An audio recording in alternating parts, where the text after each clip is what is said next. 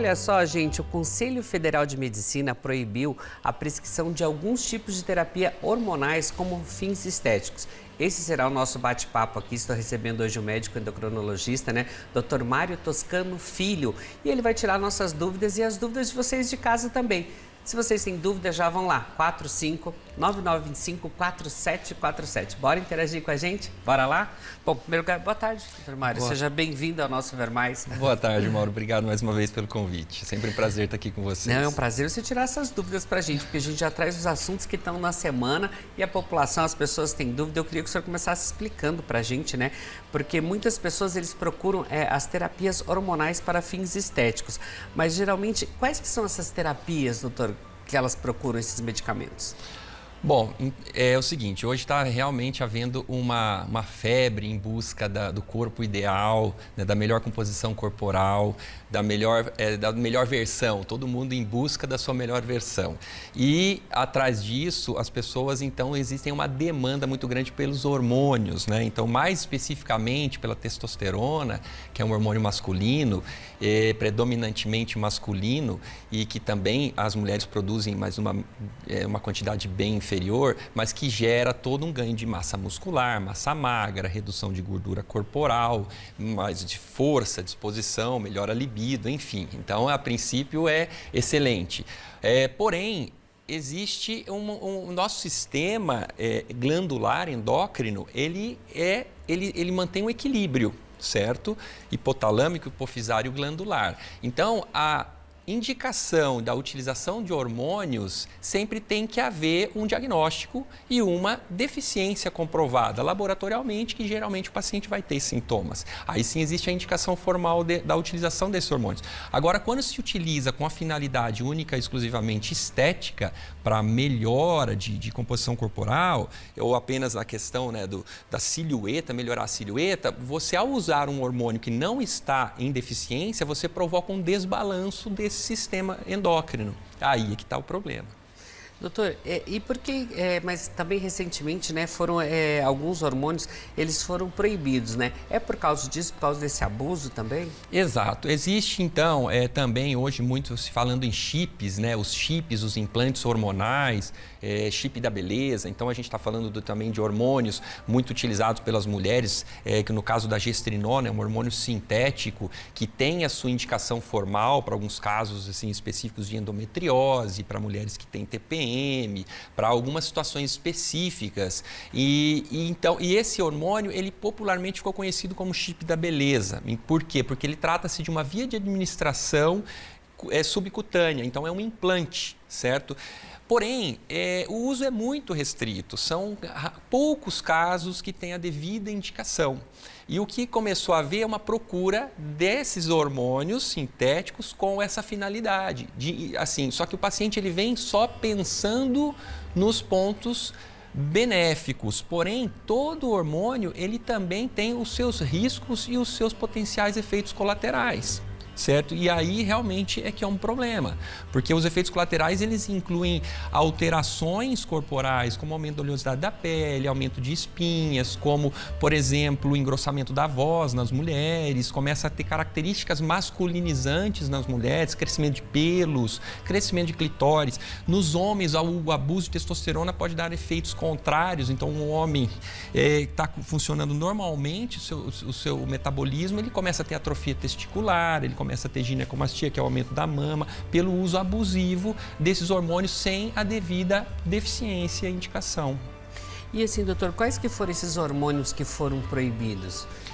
Os hormônios como um todo, então assim, principalmente a gente está falando exatamente da testosterona, da oxandrolona, os derivados, né, da testosterona, os precursores. Então existem os sintéticos que são oxandrolona, estanazolol, a própria gestrinona, são hormônios que eles têm esse efeito de melhor composição corporal, porém eles têm todos os riscos. Então, na verdade, não foram proibidos hormônios específicos, foi proibido a prescrição de hormônios com essa finalidade, né? Que é uma finalidade realmente de ganho de performance, de uma melhora de disposição. Né? É estética, exato. Então, o que houve recentemente, né? Então, é um assunto que está extremamente agora atual, sempre foi polêmico a questão hormonal, né?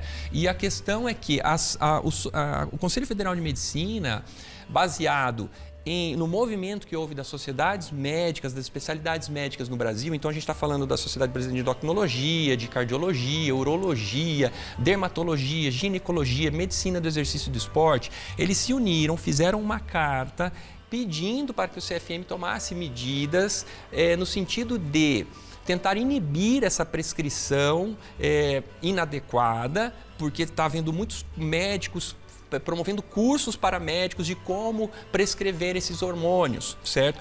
Porém, sem essa devida indicação formal. Então, não houve, sim, proibição específica de um hormônio A ou B, mas sim da prescrição indevida de hormônios, tá? Isso inclui todos os hormônios. Estou falando do hormônio da tireoide, estou falando de hormônios gonadais, porque, por exemplo, tem médicos que prescrevem o hormônio da tireoide para o indivíduo saudável para acelerar o metabolismo, para ajudar numa perda de peso. Só que isso gera uma série de alterações, com aumento de frequência cardíaca, aumento da pressão arterial. Então, você tem riscos maiores que os benefícios ao prescrever hormônios para quem não tem uma deficiência comprovada. O senhor até comentou ali atrás um pouco dos malefícios, né, que eles podem trazer para o organismo. Eu queria até que o senhor salientasse novamente para as pessoas, para elas não fazerem uma abuso de medicamentos, assim, de hormônios, sem prescrição médica ou sem uma consulta médica também, né, doutor? Perfeito, Mauro. É o seguinte, eu tenho atendido pacientes de diversas idades, masculinos, femininos. Muitos pacientes que hoje vêm em busca de hormônios, que querem os hormônios, são jovens, saudáveis, sem doença prévia nenhuma. Então, os indivíduos vêm com queixas: poxa, eu estou me sentindo indisposto, eu estou me sentindo com perda de força, eu vou na academia, parece que eu não estou tendo força suficiente, minha libido não está legal, então eu queria repor testosterona. As pessoas já querem isso, homens e mulheres. A gente faz a dosagem, na sua imensa maioria desses pacientes, assim, eu estou te falando mais de 95%, os exames absolutamente normais. Quando se dosa, e realmente a gente só pede a dosagem quando existe a queixa. Então o paciente vem queixando-se daqueles sintomas que podem estar relacionados à deficiência hormonal, mas também pode estar relacionado a uma série de outras situações, como estresse, como noite mal dormida, como, enfim, uma rotina extenuante. Então a gente dosa e está normal. E mesmo assim, essas pessoas querem hormônios. Então recebi pacientes que vieram utilizando hormônios prescritos por colegas, pacientes previamente saudáveis, que ao utilizar hormônios desbalancearam seus eixos hormonais e vieram com os sintomas do uso inadequado. Quais são eles? No homem, por exemplo, um homem que usa testosterona, um homem jovem que está com seus níveis extremamente normais, começa a usar testosterona e usa por um tempo prolongado, ele passa a ter atrofia testicular, então os testículos diminuem de tamanho, ele passa a ter dificuldade de ereção e de manter a ereção, ele passa a ter redução da libido, ele passa a pode ter aumento das mamas, a ginecomastia, então ele passa a ter sintomas do hipogonadismo, que é uma doença decorrente da falta da testosterona, e olha que contrassenso, né? Paradoxo, por ter utilizado o hormônio que seria para melhorar e tornou ele doente. Um indivíduo previamente saudável se tornou doente. Aí a gente tem que fazer o caminho de volta, tem que ir retirando gradativamente e desbloquear o eixo hormonal. Algumas vezes a gente consegue, outras vezes não. Inclusive, os indivíduos podem se tornar inférteis. Por isso que é importante ter esses cuidados aí. Doutor, mas com essa decisão do Conselho Federal de Medicina, haverá mudanças aí, então, desses implantes, também de implantes hormonais? Olha só, Mauro, o que acontece? A autonomia médica, há de se salientar isso, o médico tem autonomia para prescrever o medicamento ou o hormônio, o que ele achar necessário. O paciente tem que ser informado dos benefícios e dos riscos. A decisão é compartilhada, médicos e pacientes, ok? Então, tem que haver um entendimento, porque não adianta também o médico só falar dos benefícios, mas não falar: olha, pode acontecer isso aqui. E o paciente estar bem ciente, certo? E quando há um interesse mútuo, não, o paciente eu quero e o médico também quer assumir riscos de uma prescrição quando não há deficiência, ok, o que se decide ali dentro, o médico tem autonomia, o paciente também, né? Porém, assim, então o conselho na verdade, uma indicação, mas o conselho ele não vai poder simplesmente caçar o CRM do médico que assim prescrever. É só no intuito de impedir os abusos, exatamente, porque está havendo uma banalização da utilização desses hormônios. Tá? E aí envolvem os implantes hormonais, que têm sim as suas indicações, vão continuar sendo prescritos, né, médicos utilizando. Por exemplo, as ginecologistas prescrevem muito implantes hormonais, por exemplo, o Implanon, que ele tem efeito contraceptivo, por exemplo, e tem os efeitos de melhora de composição corporal. A gestrinona, que é o chip da beleza, porém, e assim como os demais chips, então, de testosterona, de oxandrolona, para aumento de massa óssea, existem as devidas indicações. E assim, não só falando dos implantes, mas também tem outras vias de administração, gel, os injetáveis, cada um tem os seus prós e os contras. Lembrando que o mais fisiológico, a primeira opção seria o gel, o transdérmico, que seria o mais próximo do natural, que é o que as nossas glândulas produzem, né? O mais fisiológico possível. Doutor, esse chip da beleza é a mesma coisa que os implantes hormonais ou não? Ele é um implante hormonal, certo? Que ficou popularmente conhecido como chip da beleza, por causa mas da procura, da procura, mas especificamente é o chip, é o implante, né? Não é nem correto a gente falar chip, né? Mas é que ficou tão popularmente conhecido que é assim a gente acaba usando esse termo. É um implante, que são pellets inseridos na região subcutânea, que pode ser braço, pode ser na região glútea. Isso, faz uma incisãozinha, coloca o implante e costura. E pode ser, então, geralmente é gestrinona, certo? É o implante, o princípio ativo do chip da beleza, né? Conhecido como chip da beleza.